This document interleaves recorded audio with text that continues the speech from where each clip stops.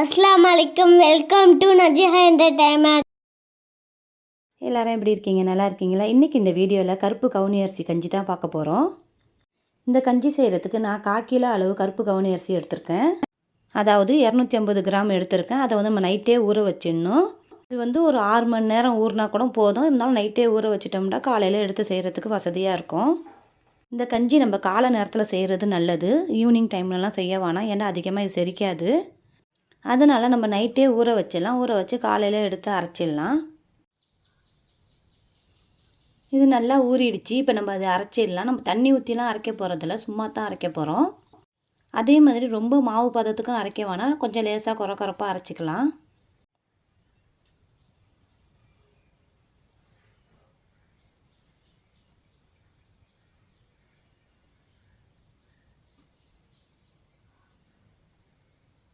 இது நல்லா அரைஞ்சிடுச்சு. இதை நம்ம குக்கரில் தான் வேக வைக்க போகிறோம். அதனால் அந்த குக்கர்லேயே நம்ம இதை மாற்றிக்கலாம். இன்னும் இருக்கிற மீதியை கவுனி அரிசியை நம்ம அரைச்சி எடுத்துடலாம். இது 1/4 கிலோவுக்கு பார்த்திங்கன்னா நம்ம தண்ணி கணக்கு ஒரு 1/2 லிட்டர் தண்ணியாச்சும் நம்ம ஊற்றணும். அப்போ தான் கஞ்சி சரியாக வரும்.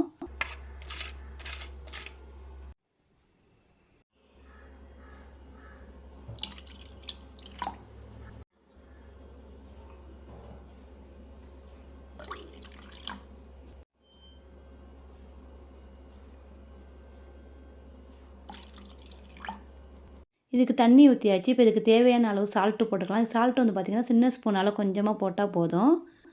இதுக்கு பார்த்திங்கன்னா நான் 1 கப்பு அளவு பச்சை பயிறு எடுத்துக்கிட்டேன். இதையும் கழுவி நம்ம இது கூட சேர்த்துக்கலாம். டேஸ்ட் பார்த்திங்கன்னா ரொம்பவும் நல்லாயிருக்கும்.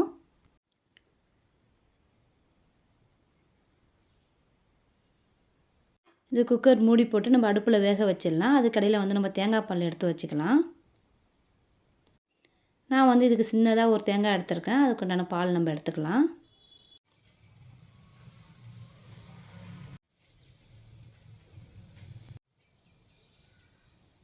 இது நம்ம நைட்டே ஊற வச்சதுனால செய்கிறது பார்த்திங்கன்னா சீக்கிரமாக செஞ்சிடலாம். காலையிலேயே டைமும் ரொம்ப எடுக்காது.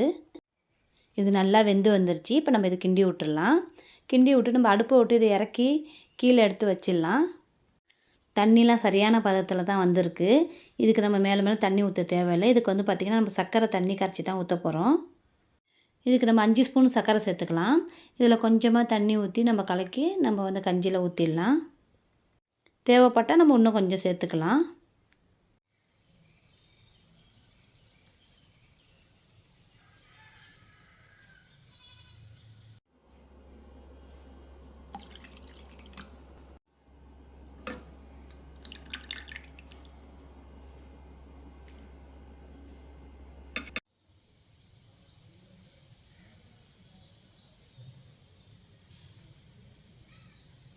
இது நல்லா கிண்டி விட்டுக்கலாம். சர்க்கரை பார்த்திங்கன்னா கொஞ்சம் கம்மியாக தான் தெரியுது. இன்னும் கொஞ்சம் சர்க்கரை போட்டு கரைச்சி நம்ம ஊற்றிக்கலாம். நான் பார்த்திங்கன்னா இன்னும் ஒரு 3 ஸ்பூன் போட்டு கரைச்சிக்கிட்டேன்.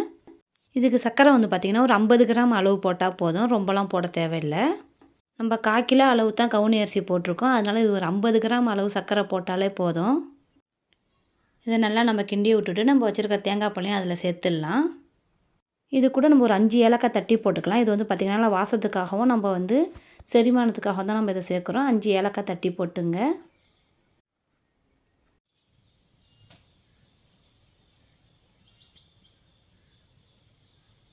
இது எல்லாமே நம்ம அடுப்புலேருந்து வெளியே எடுத்து வச்சு தான் செய்கிறோம். அடுப்பில் வச்சே ஊற்றல.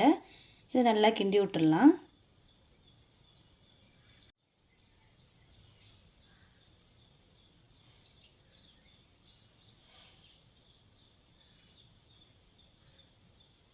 அவ்வளோத்தாங்க, நல்லா கிண்டி விட்டுட்டோம். இதை ஒரு 5 நிமிஷம் அடுப்பில் வச்சு இறக்கிடலாம். சும்மா மூடி போடுவோம், குக்கர் மூடி போட வேணாம்.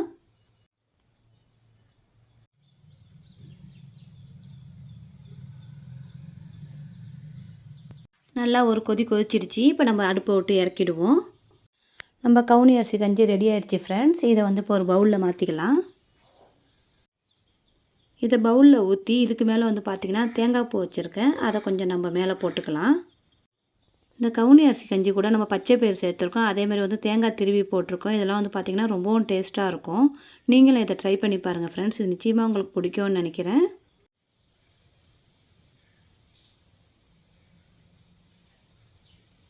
நம்ம தேங்காய் துருவல் அதில் போட்டுவிட்டோம். நம்ம தேவையான அளவு போட்டுக்கலாம். இது வாரத்தில் ஒரு தடவையாச்சும் பிள்ளைங்களுக்கு செஞ்சு கொடுக்கலாம். நம்மளோட கருப்பு கவுனி அரிசி கஞ்சி ரெடி ஆகிடுச்சு. நல்லா ஹெல்த்தி ரெசிபியும் அதேமாதிரி பிரேக்ஃபாஸ்ட் ரெசிபியும் நீங்களும் வந்து கண்டிப்பாக இதை ட்ரை பண்ணி பாருங்கள். இது பிள்ளைங்க மட்டும் இல்லை, பெரியவங்களும் குடிக்கலாம். இந்த வீடியோ உங்களுக்கு பிடிச்சிருந்துச்சின்னா அப்படி லைக் கொடுத்துருங்க ஃப்ரெண்ட்ஸ். இது வரைக்கும் நீங்கள் சப்ஸ்கிரைப் பண்ணலன்னா சேனல் அப்படி சப்ஸ்கிரைப் பண்ணிங்க. உங்கள் ஃப்ரெண்ட்ஸுக்கும் ஷேர் பண்ணுங்கள். அஸ்ஸலாமு அலைக்கும் வரஹ்மத்துல்லாஹி தஆலா வபரகாத்துஹு.